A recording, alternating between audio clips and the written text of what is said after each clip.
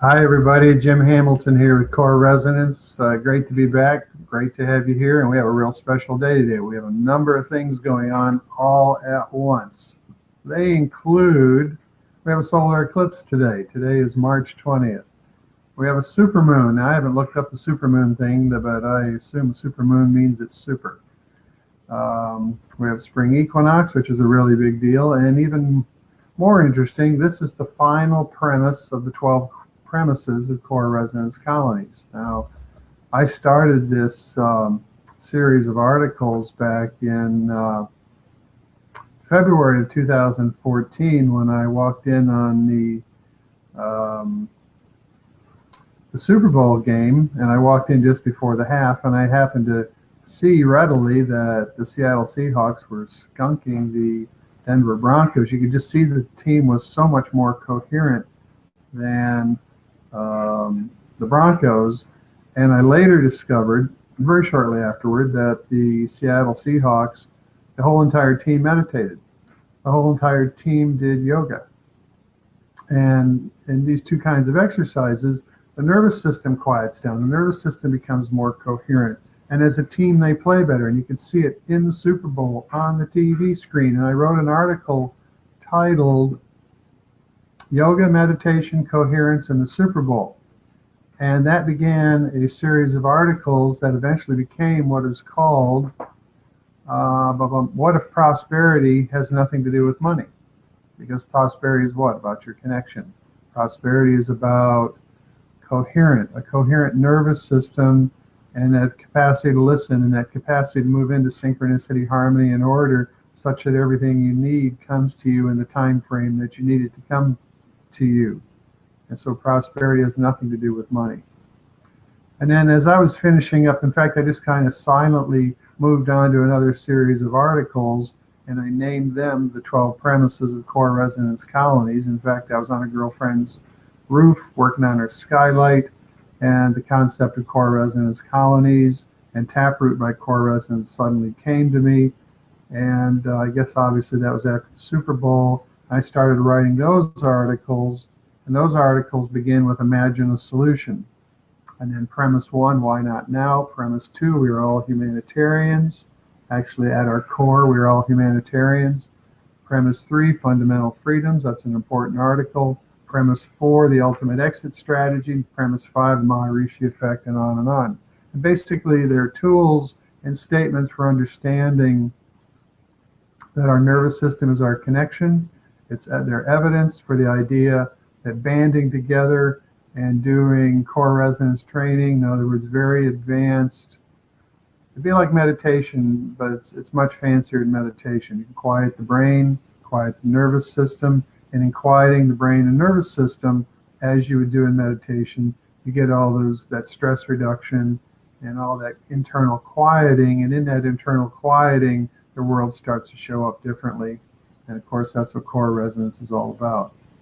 So this premise, the premise 12, this video coincides with the newsletter, which is the 12th premise of core resonance, which is called Innate Intelligence. And of all things, innate intelligence is quite a subject. It's not an easy, I won't say it's not easy, all this stuff is easy. It's all fun. But the innate intelligence seemed to be, from a distance with the mind running, a little bit of a daunting task, because you're trying to write about something that words are pretty insufficient. And you can get flowery and all that kind of stuff. I'm sure I do plenty my share of that. But what I did in this particular case, in trying to describe innate intelligence, I instead described what keeps us from it. Now, what keeps us from it, by the way, is the mind. And what I want to do is I want to explain where the mind comes from the beginning of this conversation, so that we can be a little bit clear about what I'm talking about. First off, if you look in nature, you will find an order that everything abides by, everything is plugged into. There's a governance that everything shares. There's a commonality. Everything feeds everything else.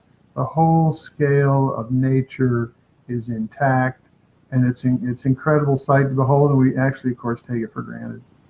But think about a rose. A rose is a plant. It has a simple nervous system. It has no resistance, and innate intelligence expresses through it perfectly. Because there's no resistance, it's a good example of innate intelligence expressing. I like to say that everything is a subset of God. Everything is a means by which God, innate intelligence, source, universal mind, the divine, cosmos, expressions I use mostly, all of it is a means by which innate intelligence expresses. Everything on this planet and off this planet is a means by which innate intelligence expresses. And a rose is a perfect example. It has no resistance. Innate intelligence expresses through it perfectly. Now, the other extreme, and of course, you got the mineral kingdom and all that individuality, and I assure you that innate intelligence expresses through that perfectly as well. All that individuality maintains itself over eons of time. But what I want to talk about is a human. Now, we have the most sophisticated nervous system of any animal on the planet. I'm not sure about whales and dolphins exactly. But let's just say in the sophistication of our nervous system, more innate intelligence is capable of flowing through us. It's like we're a throughput mechanism, like a straw. Innate intelligence flows through us. It's at the end of our fingertips. It's at the end of our eyeballs. It's at the end of our five senses, and it expresses through us. Well, what's curious is somehow, at some point, the human being got out of sync with its natural state of connection. And when it did that, the brain, which, by the way, 4 of your 5 senses plug directly into the brain. Your ears, your sight, smell, hearing, plug straight into the brain. And so that part of the nervous system is already a bit of a processor. And as the brain, as we lost our natural state of connection, for which we lost our access to guidance, and the overall sharing that we're part of the overall whole, the brain converted over and became a processor to what? Process the world.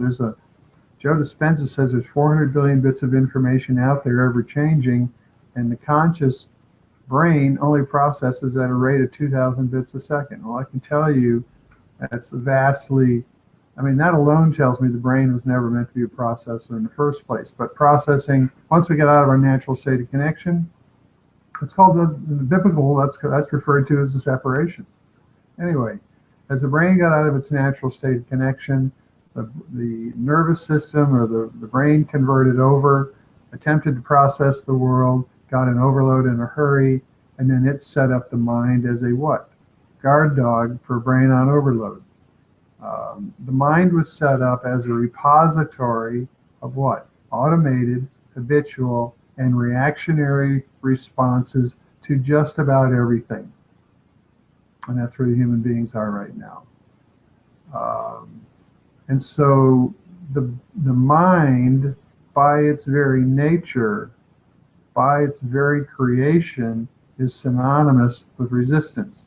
Now, I'm not going to tell you that an intact human being might not have, they really don't have a mind. We get out of our mind. When we move into presence, we move into presence, we move into guidance. And the world of the mind is nowhere to be seen. In fact, mind, presence, no, let's try it again. Mind, resistance, and time are synonymous. When you're in presence, there's no time. When you're in presence, there is no resistance. When you're in flow, you're not in your mind. We all know this because we all experience this. So the point is that the mind, our favorite tool, and basically how we view the world through our mind and through our held patterns and habits, is quite dysfunctional, and it doesn't show us much.